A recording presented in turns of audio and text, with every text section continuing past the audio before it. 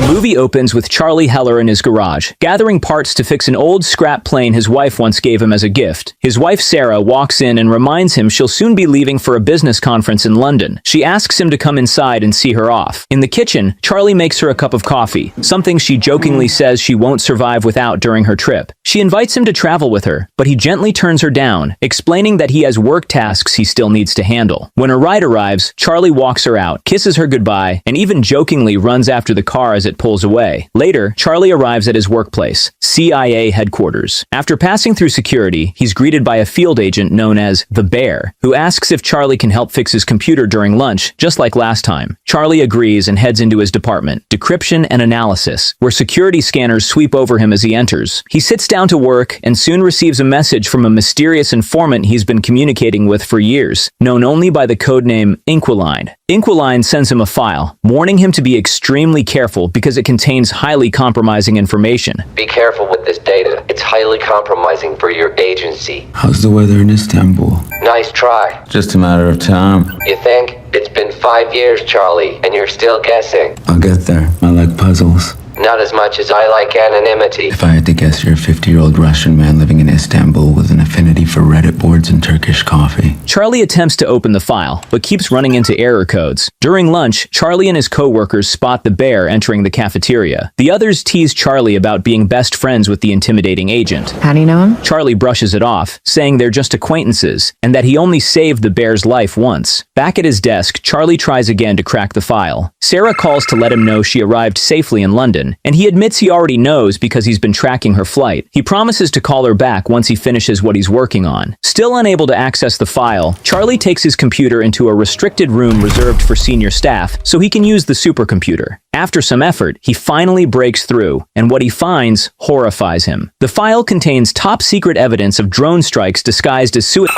bombings, covered up by news reports. The footage shows that at least 150 people were killed, including French Special Forces and Danish Marines. Even worse, the entire operation was planned and authorized by Chief Moore, Charlie's own boss. Shaken, Charlie leaves the restricted room and runs into his friend and co-worker Carlos. He hints that he may have accessed something he shouldn't have. Carlos warns him to keep it quiet. That night, Charlie calls Sarah, but she doesn't pick up. He leaves a voicemail telling her he misses her and asking her to call him back. The next morning at the office, Charlie walks in to find Chief Moore standing in his workspace. Moore greets him warmly. He asks Charlie if he's watched the news lately. Charlie admits he hasn't found a reliable outlet yet. Moore then asks him to follow him to the director's office. Inside, Moore introduces him to Director O'Brien, the newly appointed CIA director. O'Brien solemnly reveals that there has been a terrorist attack in London, at the very hotel where Sarah was staying. Moore then delivers the devastating news. Charlie. I'm very sorry, Mr. Heller. What? Your wife has been killed. No, she's at a conference. We should call her. Charlie, I'm very sorry to give you this. I have to call her. But Moore turns on the TV, showing live coverage of the incident. The reporter explains that 4 terrorists stormed the hotel, took 3 hostages, and killed 2 people, including an American woman. Charlie still clings to denial until Moore pulls up the hotel's security footage. The video confirms the unthinkable. Sarah was among the victims. Later that day, Carlos drives Charlie home. When they arrive, reporters crowd his neighborhood, trying to get a statement from him. Alone in the quiet house, Charlie is devastated, unable to process the loss. The next morning, Charlie confronts Chief Moore and Supervisor Caleb. He demands to know why there's no progress on the case, pointing out that London has nearly 1 million CCTV cameras. There's no way the terrorists vanished without a trace, especially since they drove into traffic. Caleb assures him the responsible parties will be held accountable, and Moore echoes this, urging Charlie to go home and rest. The following day, Charlie goes to the airport to receive Sarah's body and her belongings. Back home, he opens her luggage and finds a small gift bag she'd brought for him. Inside is a puzzle and a heartfelt message. The gesture breaks him, and he collapses in tears.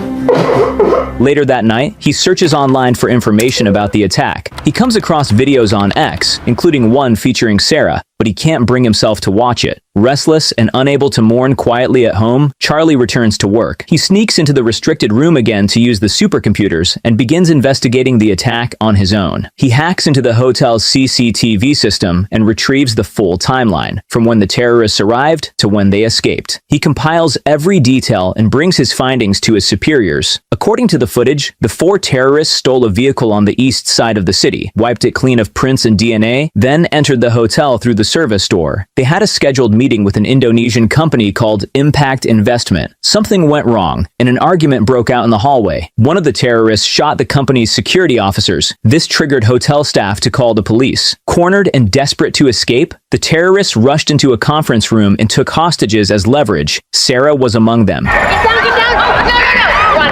They only took Sarah because she tried to save someone else. Charlie runs voice and facial analysis on the footage and identifies the 4 attackers. Mishka, based in Moscow, Laurence, a former South African Special Forces operative, Gretchen, a former Armenian intelligence officer, and finally, Sarah's killer and the mercenary leader. Sarah's killer is harder to track. He seems to sense the cameras, says nothing. But I processed all the CCTV, cell phones, dash cams, body cams, and the audio to give us a 360. And that provides us with an ID. This is Horst Schiller, loose affiliations with dozens of mercs and defense groups. I'm still filling that in. Charlie also reveals that he's tracked Gretchen's location. She's in Paris and visits the same cafe every day to buy bread. When Moore and Caleb show no surprise, Charlie realizes they already know all of this. You already know about Gretchen Frank? They assure him they'll compare his findings with their own and work on it. Then send him to the agency therapist. At the therapist's office, Charlie opens up about his guilt and grief. He blames himself for not traveling with Sarah when she asked. He also confesses that he gave the agency the names of the killers, and they did absolutely nothing. That negligence fills him with anger. The next day, Charlie hides a chip inside his ID badge and slips into his department without triggering the scanners. In his office, he quietly copies the classified files he received from Inquiline onto the chip, then uses a skimmer on the printer to make additional digital backups. Inquiline tries to contact him, but Charlie ignores the message, shuts his laptop, and leaves the building. That evening, he stops by a bar. The owner asks him to watch the counter for a moment. I gotta close up the back.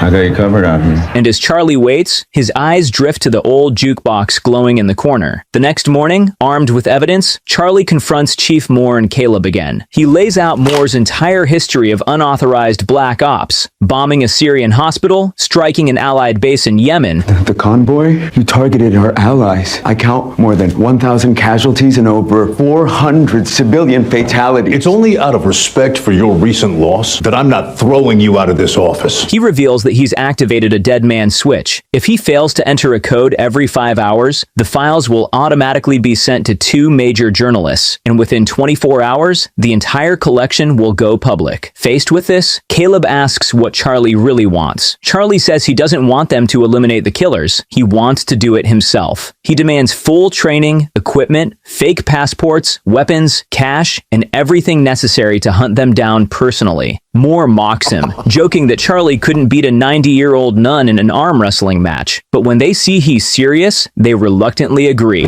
After the confrontation, Charlie reaches his car and immediately vomits from the overwhelming stress. Back in Moore's office, Moore assumes Charlie is bluffing, but Caleb warns him not to risk it. They decide to comply for now. But once they locate the dead man's switch, or confirm he's lying, they'll get rid of him and claim it was a training accident. Moore then suggests bringing in one of their men, Henderson, to train Charlie. Charlie arrives at the CIA's training facility, where he meets Henderson. The hell you doing? I'm not an Uber driver. Sorry. On their way, he introduces himself as Colonel Henderson and tells Charlie he is to follow every instruction without question if he wants even a chance of surviving his mission. And there is a slight chance you may come out of this alive. Only a slight chance. I'm overestimating your odds to boost your confidence, son. Meanwhile, back at the agency, Caleb and a group of analysts scramble to figure out how Charlie managed to smuggle highly classified files out of the building. They review CCTV footage but see nothing in Charlie's hands. My bet is he's bluffing. Man has an IQ of 170. Let's not assume. They tear apart his office but find nothing there either. One agent suggests he might have used a skimmer, a device that can secretly copy data. Another argues that their systems are too secure for that. A third agent interrupts, pointing out that skimmers can be used on printers. That means Charlie could have sent the files to a printer, rewritten its software, and used a magnetic strip to extract the data. Still, they can't figure out how he got the chip past the scanners. Checking CCTV again, they find footage of Charlie buying a magnetic strip. Chief Moore suggests he might have swallowed swallowed the chip, but the body scanners would have detected that too. Running out of ideas, Caleb orders a full search of Charlie's home, but that also turns up nothing. At the training facility, Charlie begins firearms training, and it goes disastrously. He can't aim properly no matter how hard he tries. Henderson brings Charlie closer to the target, but even then, Charlie can't hit it. Only at point-blank range does he finally land a shot. The next day, Charlie takes a class on creating improvised explosives, and this time, he excels. He assembles a homemade bomb with almost no assistance. I'll be damned.